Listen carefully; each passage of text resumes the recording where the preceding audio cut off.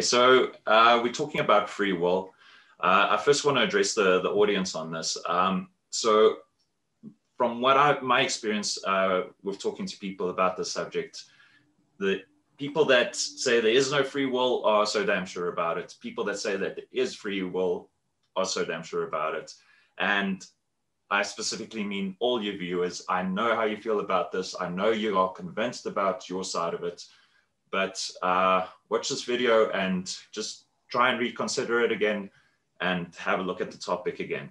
I've got Peach with me that will give us very good arguments for his side, and I'll try and give you guys very good arguments for our side. In the first place, I want to define what free will is exactly. So Peach, I'm going to ask you to do that. I'm going to help you, or just see if I agree with your definition, but I'll leave it up to you to define it. For sure. Yeah, I just wanted to say thank you for having me on. It's awesome to be here and to have this dialogue with you. And I really enjoy what you're doing with the channel. I think it's flipping amazing that there is someone who can recognize that it's okay to have your mentality change. It's okay to alter it. But in any case, free will, I would say, yeah, there is definitely a polar opinion about this. It's one thing or the other, which makes it quite a heated conversation, because people either want themselves to be right and they don't want to be wrong. So they can get very heated over this argument. But again, in this kind of situation, it's nice that we can have an open-ended dialogue about it. For me, free will would come down to having options to do otherwise than you are obligated to do. So by saying that, without free will, you are obligated to do.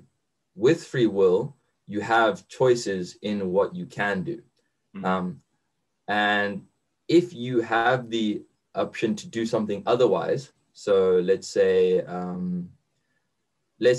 you go to a race or something like that, and you are adamant about doing well in this race, like your free will would allow you to place well in that race if you really want it, if it's something that you choose to do, it's something that you are fervently striving towards.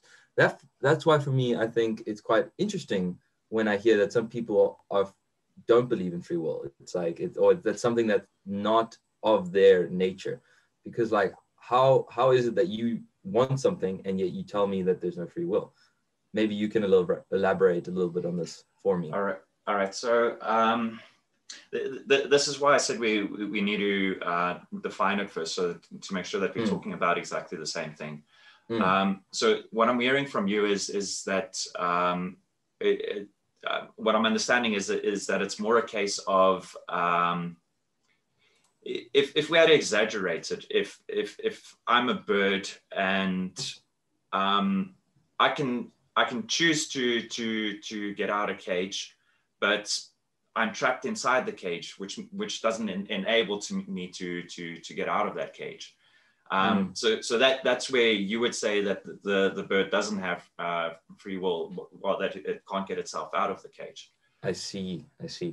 So that's not my definition of what free will is, but this is what I think a lot of people understand under free will. So in the first place, when it comes to this topic, it's there's a lot of people that aren't talking about the same thing when it comes to free will, because that's what they understand under it, like a political thing, saying for example that you can do whatever you want, you can go to the shops, or you can shoot someone, or you can do anything like that, but the government is restricting you, and that is taking away your free will. So that's how a lot of people understand it. So my definition of free will isn't that. So my definition of free will, or the free will I'm talking about, is a lot more fundamental and a lot more basic. It comes down to every single little decision that you make. Okay. So it's really a case of me lifting my hand. Is that by choice? Right now, was that my choice to lift my hand? was that my own doing? Call it your soul doing it, or your spirit doing it, or or just that it's within your own power. The opposite of it would be that it's what they call deterministic. Yes. Meaning that that everything you do is just like dominoes falling. So the dominoes were set out at the beginning of time, and somebody, well, not somebody, but the first domino fell over, and then it has this knock-on effect that keeps knocking over other dominoes. Which means me lifting my hand is just a knock-on effect of those dominoes falling. Okay. I think that comes from obviously a little bit of a scientific belief on, not maybe a scientific belief, but like a non-personal stance, like everything's a byproduct of what this universe has created for us. And like deterministic, deterministic approach entails, it's pretty much just a set of equations. And the way the equations have been set out since that first domino fell has literally led to this domino fell, which would be you lifting your hand. Exactly. Yeah. I can fully understand that view, and I can see the logic behind it. I just don't, I'm going to say this, and it's probably not the best logical device to use. I just don't like the way that makes me feel, because I don't like the feeling that like I am just an equation and everything that I will do or have done or will ever do is just a set of numbers and values that have been input, and therefore there will be an output. Like for me, inside me, I need to believe that I can choose what variables go into that equation, and I can change the outcome. Okay. So in the first place, I would say that truth matters. So as much as what we don't like how the truth might feel or how it sounds, look, from my experience beyond that, what always happens, or what I've noticed happens is that you do reach these truths that you don't like or that you don't want to face. And it's uncomfortable, and it makes you have to rethink your entire life. And it's the same as if you had to imagine you're a clone, and you didn't know that you're a clone, and you have all of these memories, and now suddenly on the day it comes out, and you find out that you're a clone, and that none of your memories are real, and that your parents aren't even your parents. It would be devastating. It would crush you. But it doesn't change the fact that is still the truth. And beyond that hurdle of acceptance of whatever is a better life or better decisions that you can make about your life. Because once you've accepted that, now you can actually make decisions based on what actually is, instead of what you would like to be. So what we addressed now is actually the next point that I wanted to make is that this is a very difficult topic. So there's and that's where you need to ask yourself if you're prepared to, if that is the truth. So we're not saying that free will doesn't exist, not yet. We'll get into that, but it's a case of, in the first place, are you prepared to accept the truth if it is the truth? And I feel like that's where people need to take on that I don't know, just be brave and take on that responsibility to face the world as it is. And so it's a major psychological hurdle. And we need to understand that going into this topic and discussing it and all that. Is that all these facts will come, and all these arguments will come for or against, but then at the end of it, we need to take that step and break through that psychological barrier. They call it cognitive dissonance. So that's what happens when something is too emotional. We discard the facts and we ignore it because we don't want to believe it, which essentially means you're living in denial. So that is potentially what could happen, and that's what we need to be conscious of especially with this topic. This topic more than just about any topic. I have two things I want to add, if you would just give me a brief moment. The first thing was, I really enjoy that term cognitive dissonance, so much so that I almost had that phrase tattooed on my body somewhere, but never went through with it. One of my favorite words. Yeah, it really is a wonderful phrase, because it really describes quite a profound psychological, what would you even call it? I wouldn't say it's like an effect, pretty much, that you could be confronted with the truth, and even though you know it's the truth and it should be believed, your inside, what you know to be true, is now conflicting with that. And so your body produces an emotional response to the truth, which is really, really quite something surreal. It's similar to stress. Stress is something that we can't really measure, yet it's something that has a physiological effect on our body, and it absolutely destroys us, even though we can't really determine like where the stress is initially coming from. It's like self-made. Stress is self-made. Also a side point. The other thing that I wanted to mention is, again, on this truth matter. So I think both you and I would agree that there is like an objective truth. There is something outside of us that has to be like what is. And that might be difficult for some people to grasp. And for me, that's also been a very difficult thing to grasp. Like, what is actually true and what is a manufacturing of my mentality. And that's also, again, why I love your podcast, or like why I enjoy this dialogue based opinion sharing, because it's the beauty of it, isn't it? Because it actually opens that pathway to actually learn, to actually find the truth. Yeah, exactly. So with regards to free will, I would still say innately the objective truth is still something that is subjectively under your control, because regardless of how you want to, regardless of the truth, you're perceiving that truth through your subjective lens, if that makes sense. So the objective truth is going to always be out there, and it's going to be something, but the way you interpret that truth will remain subjective, because innately your lens, this I call it the mortal shell, the thing that will one day deteriorate and fall away, the thing that helps you think, is that thing that's not really twisting, but it's helping you interpret what the truth is. And so your mentality, or the opinions you share, or like how you've determined or chosen to view the world, will seriously impact, obviously, your opinions and how you see the world.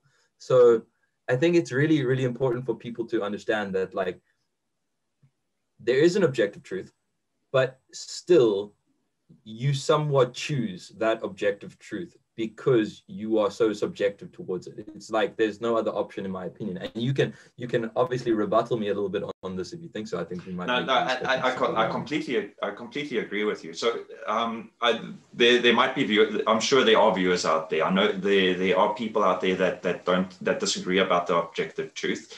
Topic for another video. We can discuss it sometime. Sure. Me and Peach both agree there is an objective truth that we should find.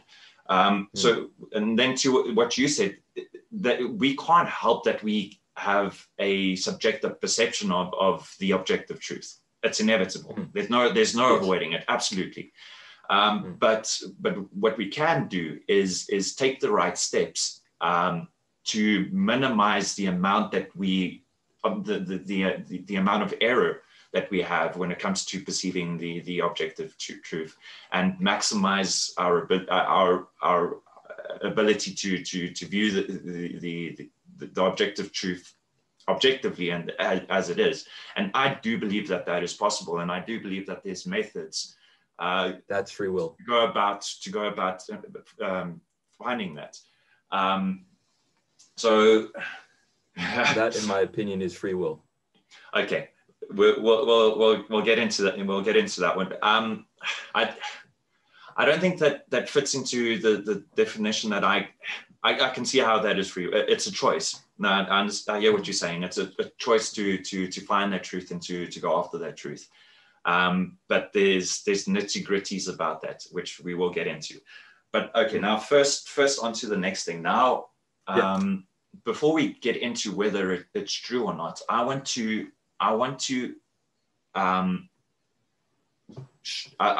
explain why this topic is so damn important It is immensely important for our society, because whether the truth is, if the truth is the one and we believe it's the other, then our actions will be horrendous, horribly wrong, because we're not living according to what the actual truth is, and vice versa. It's exactly the same.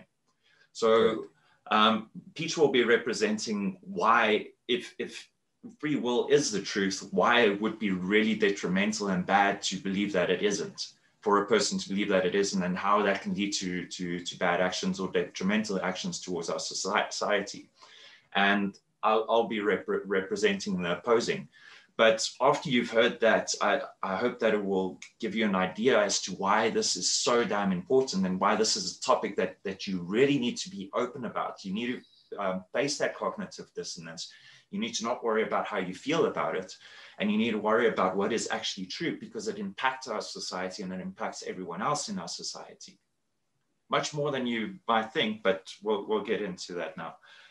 So Peach, if it was the case that free will is now the objective truth, what would you say are the implications of believing that it isn't? I see. Okay. So free will stands, and people choose not to believe in this free will, or that it's not as important and as impactful in your life as you want to choose or want to believe.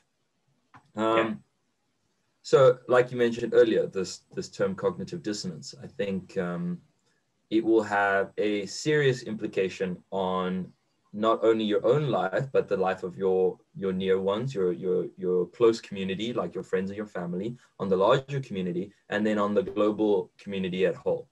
And you might think, oh, it's something, I'm so small and insignificant, what difference can I make? It's the wrong mentality to have. Mm-hmm. It's a butterfly effect. Every action that you have, or every consequence that comes of you, will have some sort of effect later on down the line. And I think it's very easy for people to go, oh, I'm so small and insignificant. I mean, I'm culprit of this as well. This is a very, very difficult and challenging concept. But if you believe that that I'm so small and insignificant that my overall life doesn't really impact the baseline, imagine everyone in the world does that. Do you now think that you no longer have impact? Yeah, I think you will all agree with me that if everyone had to believe that your small insignificance makes no difference, then the world would be a far worse place. The reason that the world is the way it is because people have taken up that responsibility, that moral responsibility that comes with free will, and acted upon that so that they can min-max their lives and bring out the best, not only for themselves, but for their friends and family, for their local community, and for the global community at whole. Imagine people like Elon Musk had never thought, I could make things better. Imagine people like Jeff Bezos is like a really terrible example, but he has really revolutionized online shopping for real. And he has made things so much easier for everyone else because he was like, I see something that I can capitalize on, not only like in a monetary sense, but also in a beneficial sense for the entire global community. And you can literally do that for every instance of every person, everyone's life. That's why I'm such a firm believer in free will, because you can take even the smallest thing and see how that might impact something else. And so if you were cognizant of every small reaction or consequence that you actually have, imagine you were cognizant of everything you did to the T, and then tried your best to do what is best, not only for you, but for everyone. I mean, like, you could only imagine where we could take ourselves, not like in the next 50 years, 100 years, 1,000 years. It'd be crazy. And that's why I also agree with you. It's so important that people listen to this conversation and be willing to open up to that cognitive dissonance and change their mentality about it. You don't necessarily have to believe myself or Steph. Like, you can have your own opinion on this, but just be willing to hear us out and maybe take a little bit more of that information into yourself and then incorporate it in a meaningful manner. I think I diverted a little bit. No. Peach. So right now, I'm really glad I chose you for this subject, and I'm loving how you're presenting it. 100% spot on. I agree with everything that you said, and really what it comes down to. So if free will is real, if that is the objective truth, what it really comes down to is the and this is why I believe a lot of people get upset with people that say that there is no free will. Or are so dead against it is because it comes down to personal responsibility. It comes down to your own choices, your own personal responsibility, and accountability for the actions that you take. So we can't just have people running around saying, "Oh, everything I'm doing is not of my own doing. I'm just a consequence. So I'm just going to do whatever the hell I want." We can't have people lying on the couch and saying, "Oh, well, it's not my fault. I'm so lazy, so I'm just gonna just not do anything." We need Elon Musks in the world. Okay, so that is the reason why it is important to believe in free will, if there is free will. But there is a counter to this. There is a counter to it. So I'm going to. So now the opposing side of it is if there is no free will, meaning that we are just a consequence, meaning that deterministic. Deterministic, we are just dominoes falling. So the reason why it's so dangerous to now the majority of people in the world, I'll tell you, believe in free will right now. That is the case.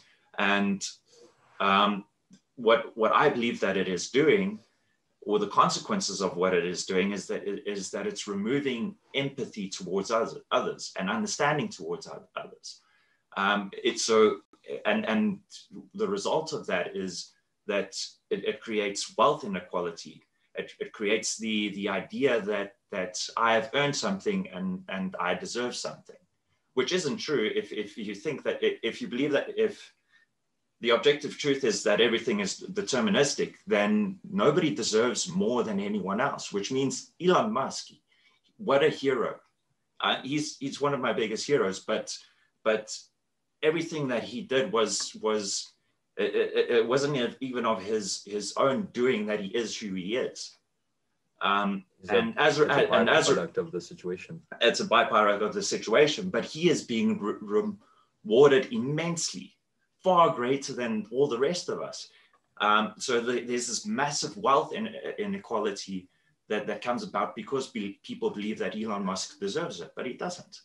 If the world is deterministic. And on the other side of things is the fact that instead of understanding people and where they're coming from when they do something wrong, we hold them accountable and we point the finger at them and we say how bad they are, and so the result of that is that we're pumping a whole bunch of people into prison that